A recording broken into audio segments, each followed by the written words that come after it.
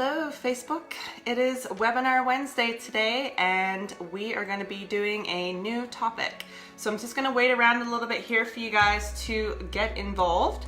So my name is Bethany and I am the Nutritious and Delicious owner here, and this is where we're going to be talking tonight about a brand new topic for you guys. So I just want to shout out to all the new members here that have joined us on the fan page, so welcome.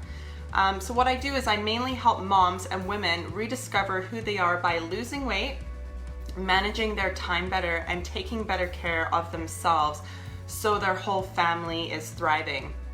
So when we help mom become healthier, the entire family benefits, right? Because if mom's taken care of, everybody else is taken care of.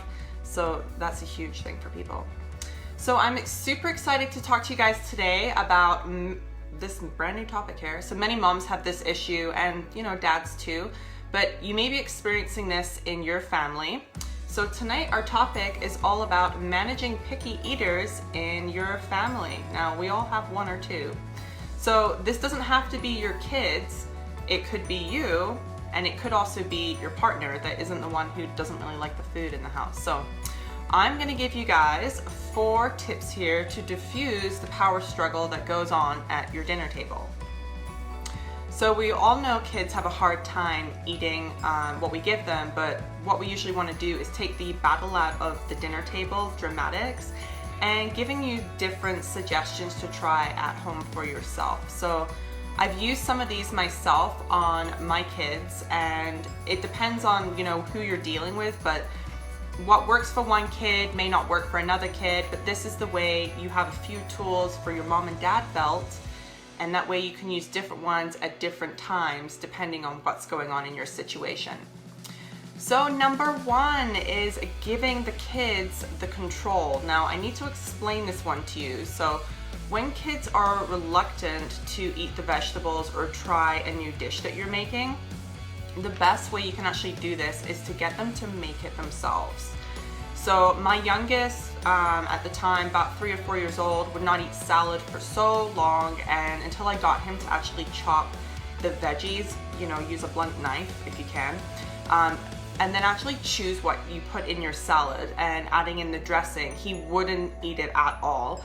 And when he finally made it, he actually said, "Oh, I like salad now." So that was, a huge win. So even if your kids are like 2 or 3 years old, you can get them to toss in something of their own, like fruits and vegetables, into a salad, and then have them mix it up too. They love it. Like, just give them a couple of spoons. I know it's kind of messy when they do it, but you know what? You got to start them early. You got to get them, cooking in there as well. Number 2 is invest in a blender. So you might need to do this if you absolutely cannot get your kids, your partner, or even yourself, if you're not a big veggie or fruit person. This is a good one because a lot of people, if they're having a hard time like eating the fruits and vegetables, you can mask this one. So a blender comes, in so many useful ways. What I like to do is, make pasta sauce, add veggies for it. You can add in kale, you can add in spinach, you can add in a few of the grated vegetables. You want to use your main base though as like a tomato sauce, and you're kind of masking it with a few vegetables that you're putting in there as well.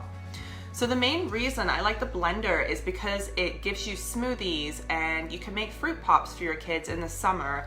And who doesn't like a smoothie, right? Or a popsicle, even that, So there's always fruits or veggies that they will typically eat. So usually I find one thing. Frozen bananas you can use, peanut butter, grated lime, frozen mangoes, tart pineapple. These all mask the flavors of the other things that you're trying to hide. So I would use these as well.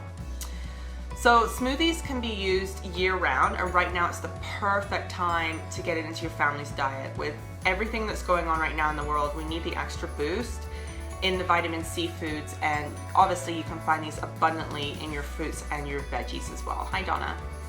So number 3 is keep your opinion off the table. So this is where, like, if mom doesn't like it or dad doesn't care for it, the kids follow suit usually, and even though they haven't tried it, they refuse to eat it because of the food critics at the table. So the best method for this one is to cut up a piece of food.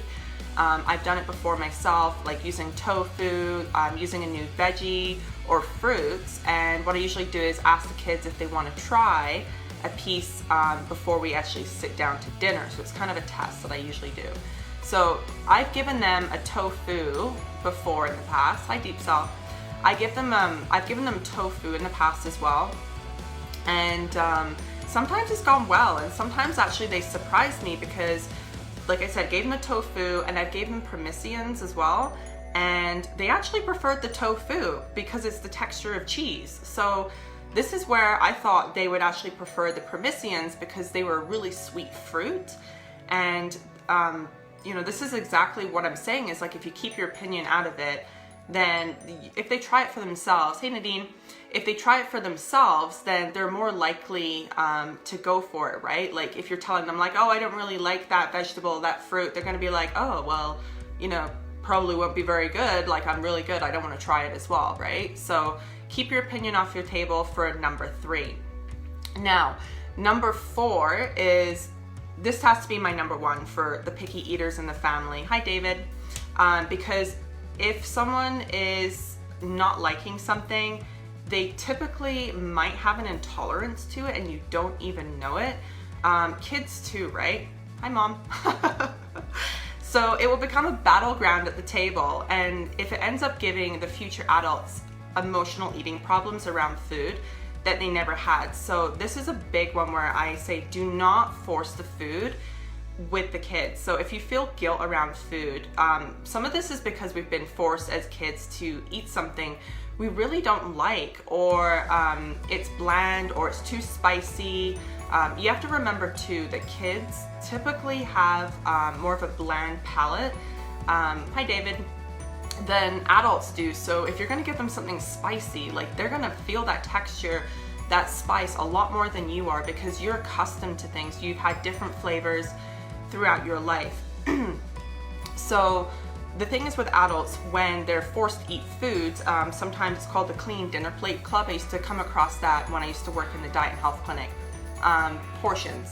So this is a little bit off topic, but when adults would come in and they would eat, say, like everything off their plate, they would say to me, well, I don't really know why I did it. I just did it because I'm not going to leave food on the plate, and it's guilt. It's this guilt that we hold on to, like, oh, I can't leave food. And I always make sure with my boys, if they eat like half the food and I know that they're full, I'll just wrap it up and I'll put it in the fridge, and I'll only save it for one meal later. And if they don't eat it in the second round, it just goes in the garbage. And typically they do eat it. So it's actually not a waste because we reuse it. And just obviously make sure it's not like too mushy or anything like that. Like, I still make sure that the food is intact on the plate before I put it back as well. Hi Sue. So with the intolerances for adults, like, you know, later down the road, sometimes they might not eat vegetables or certain like potatoes or whatever it is. And it could be because they actually are having intolerances to it. Kids don't really know if they're having intolerances or not. Like, they say, oh, my tummy hurts, or, you know, you see them break out in a rash and you're like, where did that come from, you know?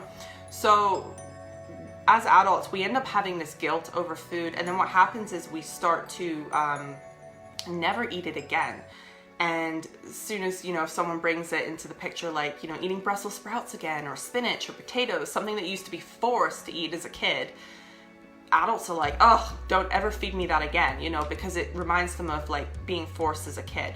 So number 4 is definitely my number 1. If you're going to listen to any of the tips here, is stick with that one. So now, if you're struggling with the picky eaters in your family, I've actually made a recipe book full of delicious recipes, and only the Mummy members are the ones who get it in the makeover. So today I'm actually offering you guys the chance to be able to purchase that book for your own family as well. So the book contains over 45 recipes, and it covers breakfast, lunch, dinners, snacks, desserts, and even some smoothies that we talked about here as well. So the recipes are really easy and super simple to make, and I will leave the link here in the video for you to contact me with any of the digital copies that you want today. So if anybody has any questions, or they're having some concerns about people that you know, in their family that are not eating certain foods, how to master it, just leave something in the comments here and I will get to it later. So thank you so much, you guys, for tuning in here live today. Like I said, you know, leave me a comment if there's something that you want answered. Same time, same place next week, and we're going to talk all about mom stress and how to thrive. In good health. Bye for now.